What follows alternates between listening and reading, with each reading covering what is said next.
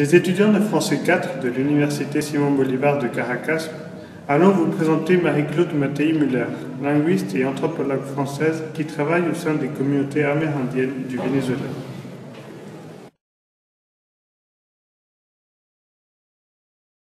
Alors je viens de l'Atlas stélien, c'est-à-dire du bord du Sahara, c'est là que je suis née, en passant par le Maroc et le sud de la frontière avec la Mauritanie, puis passer par Paris, là où j'ai fait toutes mes études, et puis finalement le Venezuela est venu un peu par hasard.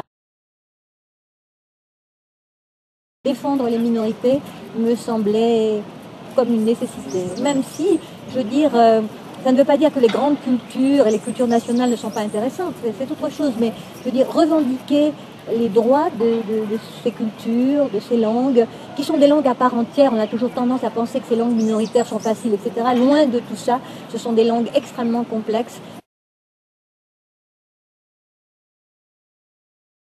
C'est-à-dire quand je fais un livre, je l'oublie et je pense au suivant. Là, j'ai fait 2 dictionnaires, j'en fais un 3e sur les Mapoyo et j'en ferai un 4e sur les Yavarana. Donc on dirait, tout le monde me dit, mais ça y est, c'est Guinness, 4 dictionnaires bilingues sur des langues indiennes.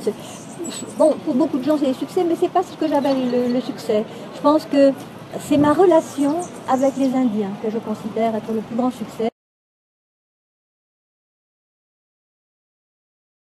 L'importance, en particulier celle du Venezuela, mais enfin, les langues indigènes ou les langues amérindiennes dans leur ensemble sont toutes importantes. Toute langue est importante.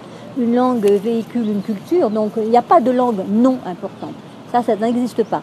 Mais au niveau de la typologie linguistique, c'est vrai que le Venezuela en particulier a la chance d'avoir un grand nombre de langues caribes encore parlées. Ce sont des langues extrêmement complexes. Nous, il y a eu plusieurs moments, enfin, des moments qui m'ont marqué, c'est parfois chez les Yanomami, par exemple, un rituel de mort. Ça, c'était vraiment, c'était difficile. Ça, c'est les relations de pouvoir. Et ça, je suis toujours très, très fière de ça, en disant que chez les Indiens, c'est celui qui sait qui a le pouvoir.